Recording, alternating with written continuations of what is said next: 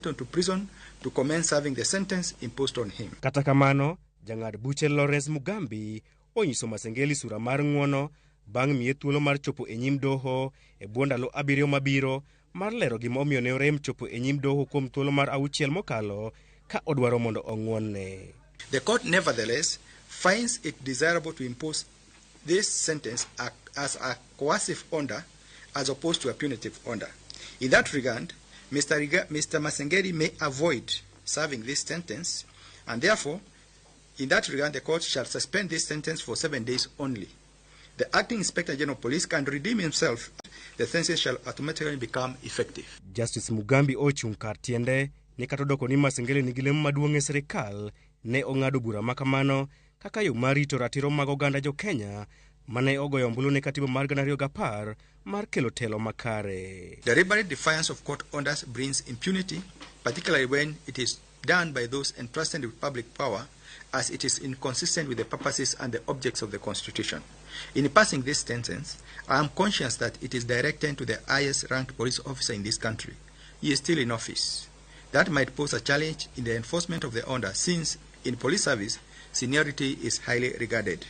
That, however, cannot deter me from pursuing and standing firm in the defense of the aspirations of Kenyan people who decided at the time of enacting this constitution to have a country that is governed by adherence to the rule of law. Kaka yo mar nyiso luor mare ne tije mar jal buche, Justice Mugambi osomo kuong'ruok mane osomo e kinde mane ochamo muma kaka jal buche marito pen chik ma pacho kae. Part of the oath of office that I took as a judge states as follows: I will at all times and to the best of my knowledge and ability protect, administer and defend this constitution with a view to upholding the dignity and the respect for the judiciary and the judicial system of Kenya. End of quote. Gechia, Justice Lawrence Mugambi omedo paro ne jotelo kod oganda jo Kenya ji duto romre e nyim katiba kendo onge ng'at mapek mare ohingo pend chik. The constitution of this country is supreme, and Article 2.1 reiterates that by stating that it binds all persons and all state organs. No man or state organ or authority is above the Constitution. The Constitution command through this court is that I uphold the rule of law by protecting the integrity of the judicial system. Masengeli ne orem chopo e nyim doho kuom thuolo mar 6 mar chiwo ler e wi lal mar Jamil Longton, Aslam Longton kod Bob Jagi mawachore ne ondhi kod joma ichichgo ni obila e kinde ng'anyo mag kwedo sirikal. Chris Owino, Ramogi TV, Nairobi. Kawadhi nyime ni komiti mar Senate dwaro mondo migawo mar wuoth kod apaya ochung twak magin godo kod kambi mar Adani e wi nyiewo paw ndeke ma Jomo Kenyatta International Airport. Senators mane romo kod jatend migawo Davis Chirchir oseyo kambi mar Adani kod mibadhi ka giwacho ni Chirchir pok oketo ler makare e wi tudruok kod kambino. Honorable Chair, the head of terms, which is in section 3.3 of the documents I submitted to honorable members, state that the concessionaire will make an offer to the existing JKIA employees with equal or better terms to the existing terms of employment. Joining Adani will be voluntary for the employees.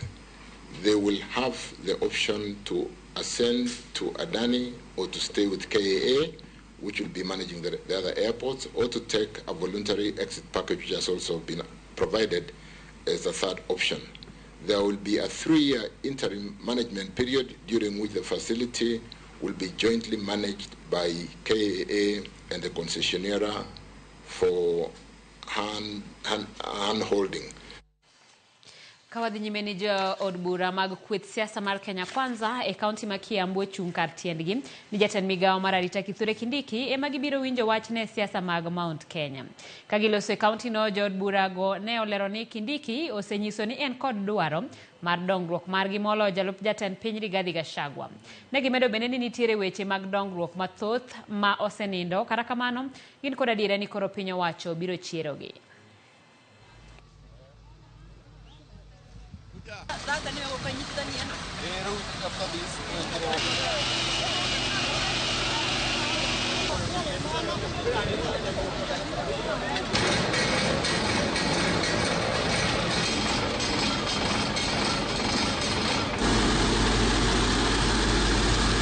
Tunajua tuko na viongozi wengi sana. kile tumeongea na tumesema, kuna ofisi ile ya Professor Kindiki ambaye anafuatilia mambo ya progress ya project, na tumesema yeye ako na ofisi na ako na ile infrastructure ya kuhakikisha project zote zile ziko region hii ni lazima tuwe tunapatiwa update, kwa sababu wananchi walichagua hii serikali na wakatuuliza tukiingia kwa hii serikali tuhakikishe wao wamepata matunda ya hii serikali yetu. Ministry yake inaitangwa Interior and National Coordination. So ndio tunasema sasa hapo pahali pa coordination atoke afanye kazi na nguvu, coordinate kila pahali hizi miradi zote, masoko, mabarabara, affordable housing, maji, activities zote za serikali. Sasa atokelezee, aende kwa mwananchi, ndio coordinate. Sasa hii kamati ndio iweze kuingia mashinani na ndio watu watusikie kwa urahisi. Tumejaribu kufuata, lakini tukaona agenda ambayo iko na tuliyoaminia ni tofauti na ile sisi tuko nayo, kwa sababu sisi tunaamini ya kwamba Wanjiku aliyetutuma na aliyetuchagua kuna mambo alikuwa anataka tuyatimize, na mambo haya lazima tuyalobi mpaka kwa president kumkumbusha ahadi ilikuwa hii na hii na hii na tunataka itimike. Jotelo mag duond bura mar ODM Kisumu kotelegi kod jakom margi Paul Akeyo kod jalup gavana Matthew Sowili opoyo kang' manyocha ogaye mar ODM okawo mar yiero gavana ma Kisumu Anyang' Nyong'o kaka jatend ODM ma kojolo kinde ma pod odhi nyime kod campaigns mage mag manyo kom mar AU. Jotelo go yango ni Nyong'o romo kod bedo e komno ni mare en gi oteku mar riwo wi jotelo kanyakla kaka ne otimo e kinde machien kane Raila olimo piny Amerka. Gikwedo weche mafuong'ore wi bago nyasi mar goyo oriti ne Raila kaka jatend ODM ka gikoni Raila pok oloyo kom mar AU, miyo jogo machano nyasi makamano gin jogo ma ok dwar dongruok mar chama mar ODM.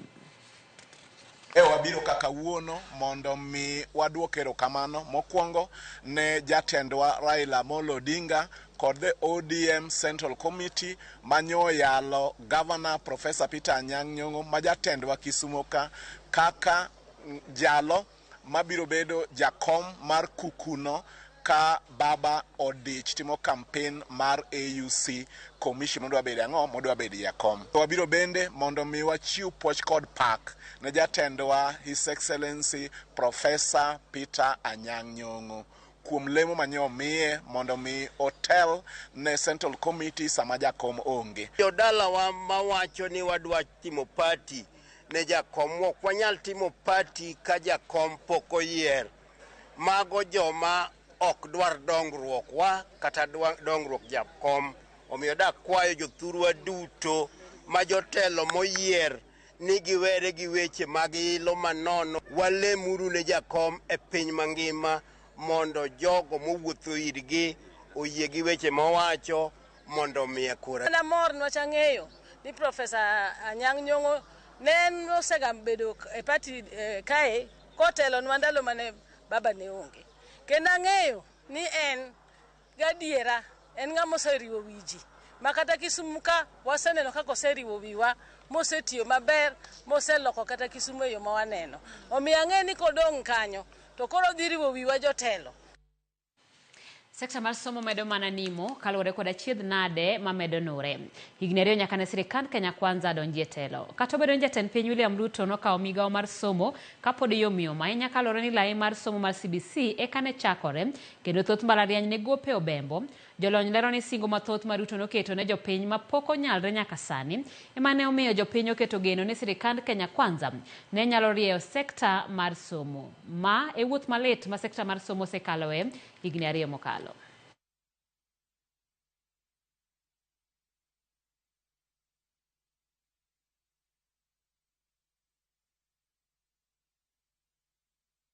I, William Samoei Ruto.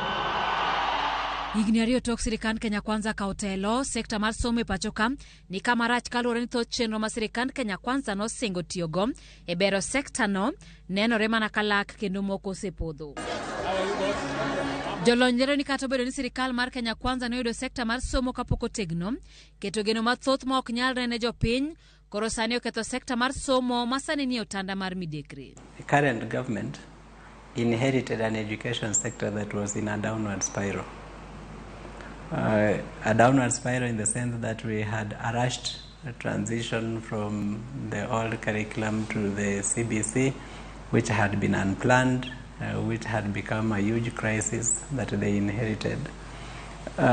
They also inherited higher education that was already in a huge crisis.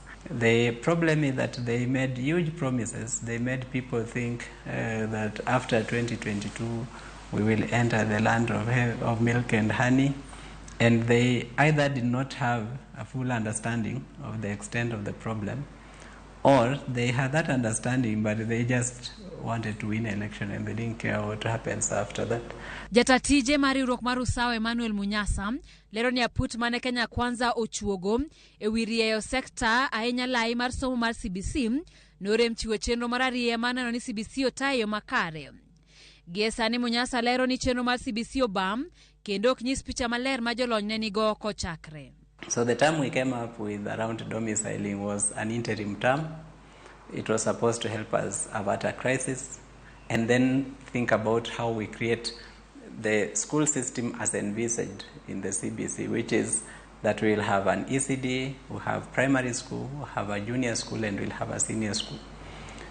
Until now, there's no sign that we are working towards implementing the designed CBC. Achiedh nade mar CBC bende jimbore kalore ni jopuonj mag CBC 40,000 manonego ndiki e yo mongirore nyaka sani pong'o itgi mana gi singo tim to onge.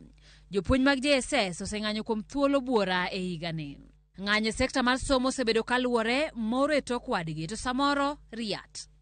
E chak mar tamar adek jopuonj mag Kupet kod mag Nat nobago ng'anyo kaluwore kod achiedh nade mathoth magin godo. Kata obedo ni ng'anyo ma kamago nochungi nyaka sani moko kuom ng'ikruok ma jopuonj ni godo pok otieki. Gie thuolo ni jopuonj mag mbalariany e bwo riwruok mar Ruasu obwogo dhi e ng'anyo nikech nok mar omenda e mbalariany gima miyo moko kuomgi pok ochul kata manosara. Ma kimedo kod wich bar maduong' mar chenro manyien mar siro som jopuonjre masani bwogo nuro chutho somo e mbalariany. Munyasa lero ni sirikal nonjaore e kinde manoriwo wach mar jiwo mbalariany oloso omenda moromo kod chenro manyien mar siro somo e mbalariany. While changing the funding model, we also allowed universities to unreasonably, in my view, increase fees to unimaginable levels. And so mixing the change in the funding model and the increase in the fees to a level that is to me unreasonable has created a problem. That problem is going to be, right now it appears like a problem for students. But in the fullness of time, it will be a problem for the universities, it will be a problem for the government itself. Munyasa oseahinya jatend migawo machon mar somo Ezekiel Machogu molero ni ne kiare kendo ne ok owinjo tije malong'o. Last cabinet secretary was a mistake to have been in the ministry. I am not saying this because he left. I have said this when he was still there. I thought he was out of his depth. Never paid attention to what was needed in that ministry. I am hoping that the new guy is solid, that he will be able to sit down in the boardroom and look at the problems facing the ministry. Nyako Ramogi achiedh nade mag migawo mar somo thoth mokalo kendo thuolo ni ok nyal romo lero gi duto. Parni sirikal ni bende ema chenro mar chiwo chiemo e skunde nochungi. Sirikal duto bende oduoko chien omenda michiwo ne nyathi ka nyathi e skunde mag sekondar kowuok e siling 22,000 nyaka 17,000 ng'ato ka ng'ato. The figure of 22,000 per child was set up in 2008 when the free day secondary education was implemented. In 2024, we have reduced that amount to 17,000. One will ask what is the logic? Because the cost of living in 2024 is definitely much higher than 2008. Watiyo kod midhiro maduong' masani okwako skunde mag meye kama chiegni ni en mar Hillside Academy e Ndarasha monego jopuonjre 21 kendo hinyo jopuonjre mathoth. Ka sirikal mar Kenya Kwanza donjo e hike mar adek, migawo mar somo e bwo jatelo manyien Julius Migos koro ni kod ting' mapek mar bero sekta mar somo kapok otho chutho.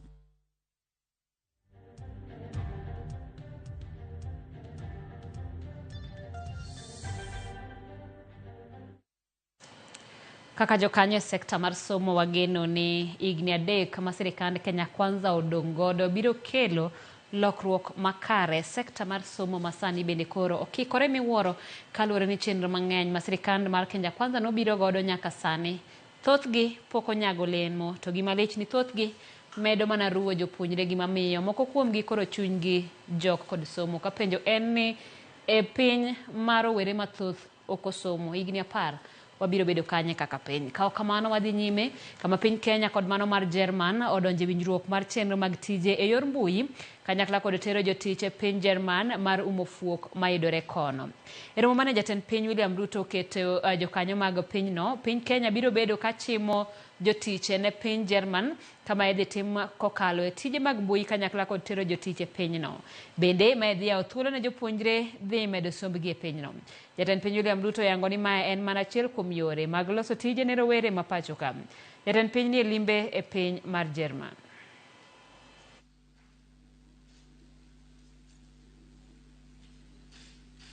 And Principal Secretary Roslyn Jogo once again kindly requests if the President of the Republic of Kenya could join us for the... Kenya has one of the best human capital resource anywhere in the world. Innovative, creative, hardworking, least supervised. That's what you get when you work with Kenyan human capital. And that's available in Kenya, and we can also export it to Germany. That's number one. Number two is that Kenya has a fiscal and incentive ecosystem in our special economic zones, in our export promotion zones, that gives incentives, both in taxes and in other incentives that allows German enterprises and other enterprises to thrive and to work in a space where they can remit their profits without challenge, and they can work in Kenya without unnecessary impediment. The growing demand of skilled workers in Germany, particularly in the tech industry, presents an opportunity for collaboration with countries like Kenya, which boasts a young, educated workforce ready to contribute through remote work. Nyakoromogi sa 1:19 wakawiyo mokwongo chenro en marang'ich welo aneno kanyo koro ote mbui mar YouTube Sara Singa wacho nyakwaro dongo mar wang' neno West Kanyamkago asedonjo kendo aneno Ramogi TV baba wa Singa odongo kod mise Singa gi Simok Singa Ramogi mora pile ro kama na Sara Carol Mbani wacho ni Mae Carol Oyo from Topanga Estate Mombasa Ramogi ler nyowoya winjo habari maler kabisa erokamano Lovena Wuor Lovena kanitire likoni Mombasa Ramogi donjo maleo maratari erokamano awuoro piny Kenya chik en mana mar jodhier an pastor tiche mar gemo onyinyore erokamano Ramogi TV dedan jaseme Bodi, simfrusa winji maler, bende weche manyien chopono maler kan gashieka. Anano kadogo koke ne masengeli. Erokamano nyanya kwa Ramogi kikidhi maboro. Weche manyien pod biro mbele.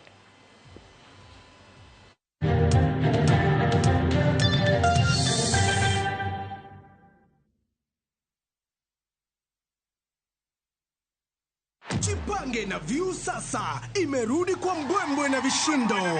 Jipange leo kwa nafasi ya kujishindia mamilioni ya pesa. Jipange ushinde na View sasa. Bonyeza *487*3# na uweke 50 bob tu au tuma kwa paybill number 724177. Account number ikiwa ni nambari yako ya simu. Utapata content na point 50 za kuingia kwenye draw ya kujishindia 50,000 kila siku, milioni 1 kila wiki na grand prize ya 3 million shillings. 3 million shillings. Jibambe na content nyingi zaidi, uongeze chances zako za kushinda. Jipange na View sasa.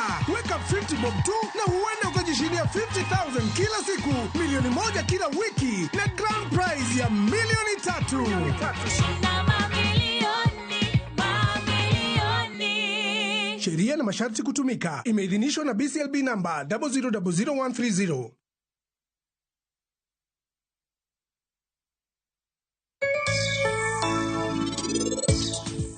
antie wach moro mosechando chunya ahinya to kawuono aneno ka we are only the two of us. Anda ka bedna ne office ka weche moko thago we office ka to ka doki ot bende weche moko ntie mathago we ot. Ng'ami keto ni hero ni osiepni ni ng'ani ema ketho odwa enure. Anyisi wang'lela ng'ani ema ketho odwa. Dem matek kabisa kik weyi kapod in single. Karacho mar romantic pod ntie. It is true ni marriage is a scam.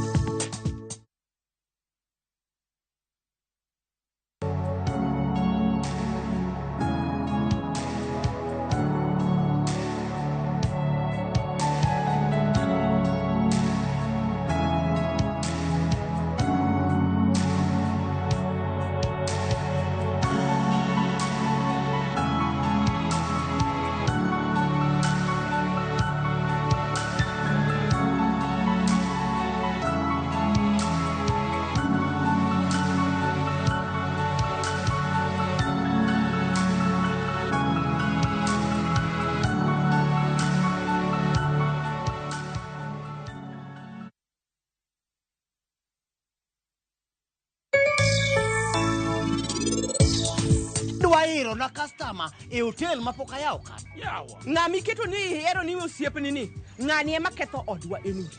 Anyisi wang'lela ng'ani ema ketho odwa.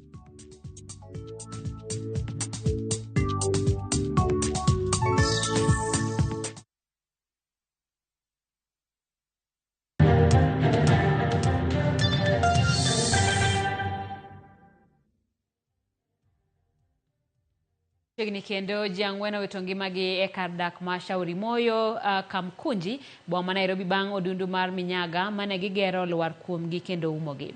Masirano manotimore chuny otieno manyoro nego jangwen kama moko adek yudo thieth bang' yudo hinyruok marach. Jodak lero ni jal mane omiyo rak mar gero odunduno ne dhi nyime gi tich ka ok oluwo chik ka bende noketo jogo gi tich chuny otieno. Jose Duor nigi ler mathoth. E kar dak ma Shauri Moyo Kamkunji e boma ma Nairobi, jodak makono ochiewo kod kuyo bang' odundu mar minyaga lwar kuom jotije mane gero odunduno kendo kelo tho mar ji ang'wen kama moko adek to dong' kod hinyruok. Kaluwore kod Charles Mureithi, achiel kuom jotije mane gero odunduno, masirano timore kar saa 7 otieno ma piny orugodo kawuono e seche mane gidhi mbele kod tijgi. Tulikuwa kazi hapa ya kuweka karabati. Hizi ziko mnaona hapa. Sasa kitu saa 7:30 hivi usiku. Sasa tulikuwa tunakoroga, tunakoroga, karabati inateremshwa, watu wanabadilishana, unateremshwa chini, unapanda juu, unateremshwa chini. Sasa kwa bahati mbaya wale walikuwa ndani, ile mchanga hii imechimbwa kando ilirudi once. Ikagonga ile karabati na wale walikuwa chini waine wakafunikwa mara moja, lakini mmoja wawili mmoja akaweza akatoka tukamfuta nje. Sasa wengine tukashindwa na kuwatoa, wawili walikuwa napiga nduru. Hawa wamekuja kutolewa na hii watu wa fire brigade. Jodak ma Shauri Moyo lieko ni mano ken mokuongo maudunduno lwar ni maro sebedo ka osienyore kata ikinde mokalo chien to jogo mane omiyo rak mar gedo ok dew. Imeporomoka hapa mara 3. Hiyo mchana na usiku iliporomoka hapa. Na hao nao kaendelea na kazi. Sasa jana usiku nilifunika watu hapo, watu 7. Mama Dan mena chiel kuom rawera malieko renio witongi mane masirano nigilit e chunye tok winjo masira mane ojuko wuode ka uyuak ni wuode Madan koro weyo nyathi matin kod min ota. Ni Dani tunaishi na yeye, ako na bibi na mtoto. Na nimeitwa kwa nyumba, mama Dani hayuko, nikauliza Dani hayuko aje? Ameshuhudiwa kwa sababu wanabeba takataka Isili. Nikaambiwa Dani leo hawakuenda Isili, wameitiwa kazi hapa kwa Taraja na hiyo mchanga imerudi, imenifanya nini? Imewaangukia, Dani amekufa. Oseyo jogo mane omiyo rak mar gero dunduno kuom keto rawere gi tich nyaka e chuny otieno, gino mane oketo ngimagi kama ng'aw mochuo kelo tho mar rawere ang'wena. Na mbona huyo amepewa hiyo contract? Mbona hawezi fanya contract yake mchana? Hii mchanga ichimbwe mchana life. Na waambie nini mtu aone ile kazi anafanya. Usiku kimulikia, hata ule alikuwa kimulika ile tochi. Mnajuaje kama usingizi ilimbeba akasahau? Ndio hiyo mchanga vile ilikuja, vijana hawakuona. Jodak ma Shauri Moyo Koro dwaro ni sirikal one ni giyudo ratiro bang' tho mar rawere ang'wen e masirano, ka bende gikwayo sirikal mondo one ni jogo ma omiyo rak mar gero dunduno otiyo odiochieng'a. Omba serikali wale mnapatia hizi tenda za kutengeneza hizi mifereji ama mitaro, unaona nini? Waambie wafanye kazi yao mchana. Tunaomba tafadhali serikali, kama unapeana contract, wapeane contract watu wafanye kazi yao mchana. Kazi ya usiku ni ya kafara. Obila oyango ni ng'at achiel mane oyudo hinyruok e masirano yudo thieth e od thieth ma Mama Lucy, ka ringre jogo mane owito ngimagi e masirano to otere kar kano ringre ma City. Joyce Oduor, Ramogi TV, Nairobi. Migepe mopogore ma ok mag piny owacho tiego ruodhi kod jolupgi e kaunti ma Homa Bay e weche mag lope kaka achiel kuom yor mar duoko chien ywaruok mag lope e kor gwenge. Migepego ne obedo gi romo gi ruodhi te kod jolupgi mawuok e kar chung' od bura ma Ndhiwa, kama ne gimiyogi tiegruok e wi kaka ginyalo konyo e tieko ywaruok mag lope. Kaluwore ni Ndhiwa en achiel kuom gwenge mani kod buche mathoth ma otenore gi weche mag laro lope. Chenro geto ni ruodhi obed gi lony kod ng'eyo kaka ginyalo tieko ywaruok mag lope mana ni jopiny ahinya to mond liete oko ma lopegi e yo moko winjore. And then we have the senior chiefs. Sorry? Kisii County. They are training ni no time kaluwore gi challenges ma chief osebedo ka yuago ni ng'eng yo kong'eyo processes kata procedures monego gilu e weche mag addressing land issues. Tudruok ma kama osemiyo waber nikech ka watieko burani to chief koro bro ng'eyo the right processes and procedures monego gilu ka ging'iyo weche mag land. Samoro sama ji timo succession kata ji wach land moro dispute monitie to chief gi mong'eyo kendo ging'eyo jodongo mong'eyo boundaries kuonde ma gik moko nitiere kaka blow no bedo. Emomiyo ne wadwani mondo wakelgi on board wati kodgi yo maber. A number of members of our community conduct land transactions by mere agreement only. They are not utilizing the legally established land control board so that a transaction is conclusively done by way of transfer of the title from a seller to a buyer. The issue of writing letters by writing agreements by chief in respect to deceased estate is forbidden. It's illegal. Advocates also are not supposed to write such agreements because until someone succeeds a property, you cannot engage in any transaction in relation to that deceased property. So advocates and chiefs have been requested to desist from doing such agreements, which are usually subject to disputes in court. Moko mjogo mane wito mwandugi e kinde masira mapek maraola mane umomo sindo e kar chung' od bura ma Suba South dwe mar abich higani ywak ni gikale ngima matek bang' kane utegi ne oruombore piny e kinde masirano. Thoth familia mane oyudo lal kaluwore kod masirano ywak ni gionge kuonde jot nyaka sani gino mar ocho ngimagi. Giwacho ni nyaka masirano timre gi jot kuonde maricho kendo kata mana singo mane omigi mag gedo negi pok ochopo. Familia go ne oloso kinyasaga e kinde mane kanisa kana ne loso kinyasaga e kinde mane kanisa Adwene bade ma Lake Victoria Field ne otenore gi kony ma opogore.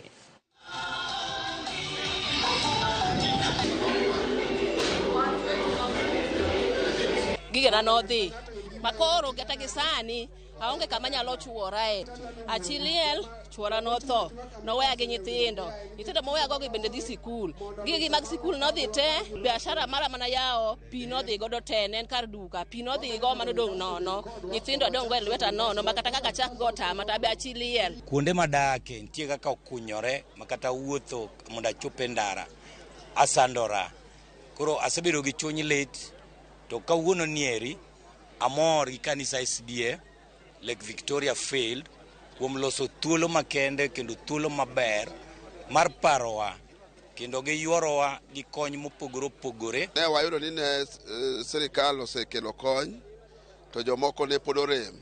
Koro joma norem go watop ne gi yap mondo gibed gi teko mar yudo kaka dangi settle kendo wawacho ni migepe duto pod dwaro kony gi kani ke jomoko nitie mapok odak e ute gi nyaka ndalono. Wan gi joma wabro miyo mabati mag udi at least ng'ata achiel biro yudo mabati 20. Enodeching rumbi kod kuyo e pacho ka koteno kod thoe mopogore ma oneno kokalo kuom masiche ma koch motimore gwenge mopogore. Kowuok e masira ma koch mar apaya Kitui kod Mombasa nyaka masira mar mach Naivasha. Masiche ma koro weyo ka anyuola mopogore kuyo ka yuago lal joheragi. Millicent Adhiambo miyo waler mathoth. Rumbi maglit kod kuyo ne okwako gweng' manyakaro e Naivasha bang' masira mar mach muoch mowango nyithindo 3 ma jo higa 6, 4 kod 2 motho kama mingi to ne otony. Majno mabende pod gima dine kele poko yangi oweyo ka jo gweng' hum nono ka gikwayo sirikal mondo tim nonro mapiyo mar ng'eyo gima dine chak majno kendo ndhiyo achich mibitudi kod tim makochno. Kabla sijaingia kwa nyumba nikasema kwanza nichungulie ile kwa ile nyumba nione hii mosi ni nini. Ndiposa nilianza kukuja pole kufika hii kwa hii nyumba hii mwenye mnaona hapa. Niliona hii nyumba iko imezingirwa na moto. Ndiposa hapo nilianza kupiga nduru na kupiga mayowe nikiita watu wakuja wasaidie. Mimi kufika hapa niliona wajimi hapa pale kwa hiyo kona hapo tu. Huyo mama ya watoto akaniambia lakini wakimjua watoto wako kwa nyumba. Mimi nilishindwa na la kufanya juu hakuna maji, hakuna kitu. We want to see serikali kwa mkono yake ikija hapa iangalie, ifanye uchunguzi ili kama ni mtu amefanya hiki kisa kabla hata maziko hayajapagwa huyo mtu awe ndani. Komachielo e kaunti ma Kitui jopuonjre 6 nolalo ngimagi okinyi ma kawuono to gari kido mar Probox tuomogi ka gidhi e skul e apaya ma Kitui Kibwezi. Ilikuwa alfajiri saa 12 hivi niliposikia nduru ya baadhi waliofika hapa, kisha nikatokea kufika hapa nikapata ni watu wanalia tu, watoto 6 wa sekondari 3 na wa primary 3. Na tumegundua kwamba watoto 3 wanatoka boma moja na watoto 2 wanatoka boma nyingine. Jopuonjrego mane jopuonjore skul primary kod sekondar machoani ne oriwo manyiri 5 kod wuoyi 1 gino makoro noweyo skul machoani ka olor. Na mwalimu akanipigia baada ya lisali moja akanielezea kwamba amezungumza na wakubwa na amesema ni sawa tuweze kuachilia watoto waende nyumbani kwa sababu hata tukikaa pale hakuna kazi ambayo itaendelea. En masira makoro oweyo familia mar Mulati Kiminza kod lit gi fuok maduong' bang' wito nyithindgi 3. Mario kuomgi ne jo grade 3 to 1 ne ja grade 6. Na hali ya familia kulingana na ukweli hawana uwezo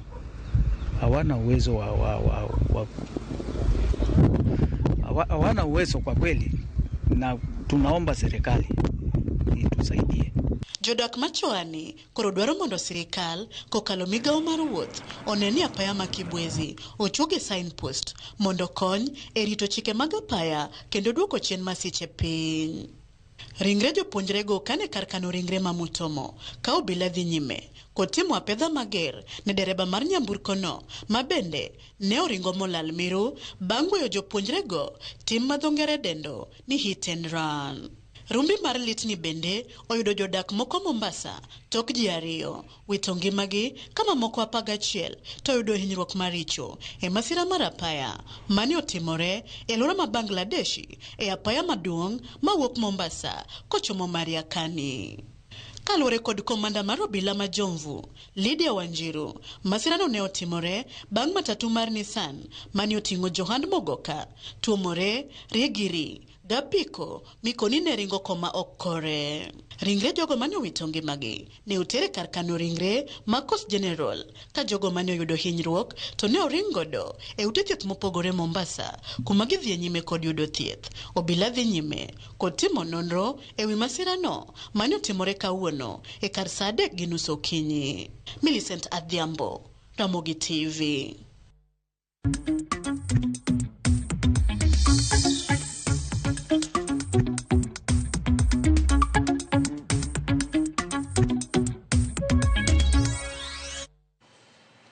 Gikone johala e chiro ma Mudhurwa kod Marikiti e chuny boma ma Nairobi oyie mar dar kendo dhi e chiro ma Kangundo tok romo kod gavana ma Nairobi Johnson Sakaja.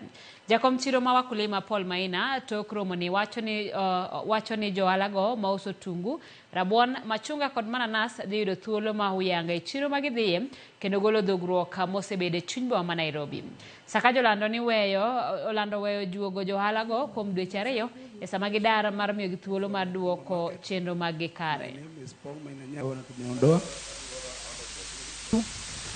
My people are law-abiding people. Yeah, a little bit brief because this was we have concluded with a good discussion. We have agreed to keep law and order in our market. We have agreed that all the additional vehicles will move to Kagudo Road. We have agreed that after a certain number of vehicles, any additions will immediately go to Kangundo as we pick it up, and we're giving it up 1 month to monitor the progress over there. So we have said there'll be zero tolerance against, those who do not want to abide by the rules, because order will be fully restored. So we want to ask our traders to, even as they continue plying their business, to understand that this is a cooperation between ourselves and between the traders at our market. Just also want to affirm that the communication which has been communicated by Our Excellency the Governor and the entire team of the business community from Ukulima Market is the agreement that we put in place to ensure that the people of Nairobi enjoy doing their businesses along our roads and also within the markets that are within the city.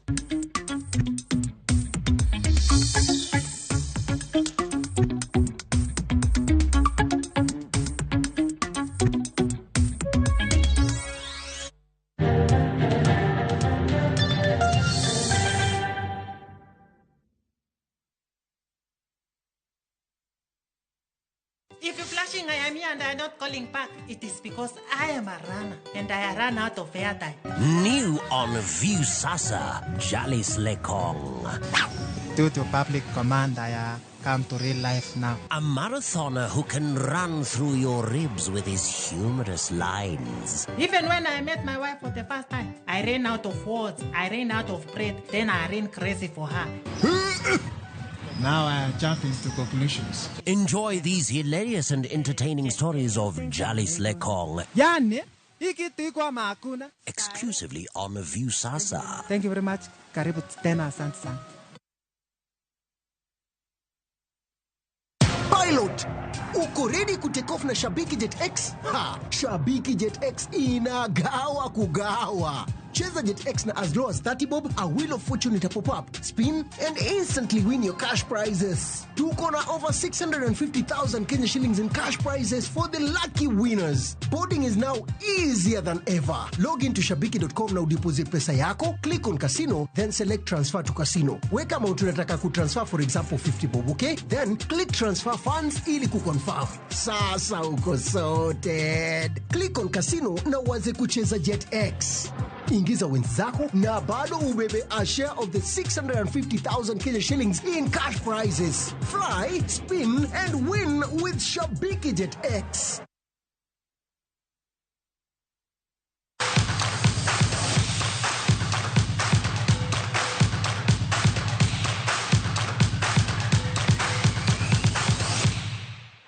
Ipau tuke ni club mar Zamalek osemulo pacho kae kinema club mar police bende dhi nyime gi timo ikruok ne tugo mar CAF Confederation Cup mabiro bede lap manyayo odiechieng' makiny. Kano wuoyo gi jofwambo e kinde mane police timo rako mar gi lap manyayo, kocha mar police Anthony Kimani olero ne ging'eyo ting' ma orito gi odiechieng' makiny, kata kamano ikruok margi ni kare kendo geno en timo maber e tilo mokwongo.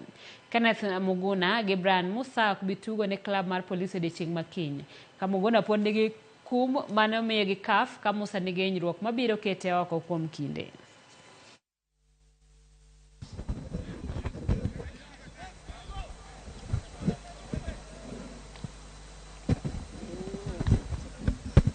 Kulingana vile pia tumetrain, naona mood iko juu, ukiangalia vile watu wanajituma kwa mazoezi, watu wako ready kwa game ya kesho. It's a big game and we are prepared. And we only need our supporters to show up tomorrow so that they can push us so that we can get the good results tomorrow. We've had a good 2 weeks to prepare for this particular match since we played our last match against Ethiopian Coffee. The mood in camp is really positive. Every player is raring to go, and I'm pretty sure any of these players that gets an opportunity to represent us tomorrow will put his best foot forward and will ensure that we get a good result at home. So we are well aware of the team that we'll be playing against. We know the quality that they have. We know the history that they have in this particular tournament. However, we also know that they've got a few weak points, and that is exactly what we'll be looking to exploit tomorrow in order to give us an advantage.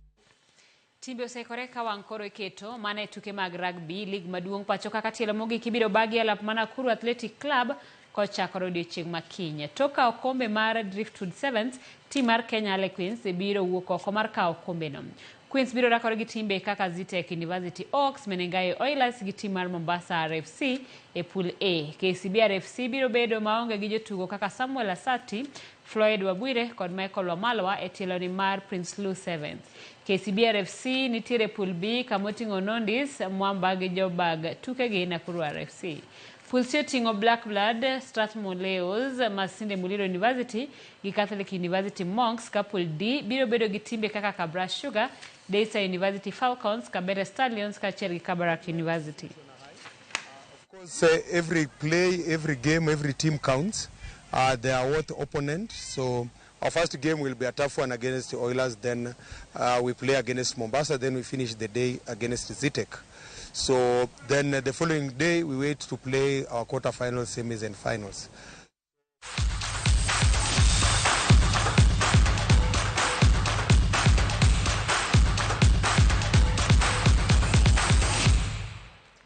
Erokamano nyakwa Ramogi kuom bedo kodwa chenro mar weche mag chwelo rumo saa 1:43 nyinga Simfrose Okinda, jaloko marwa en Elizabeth Otieno.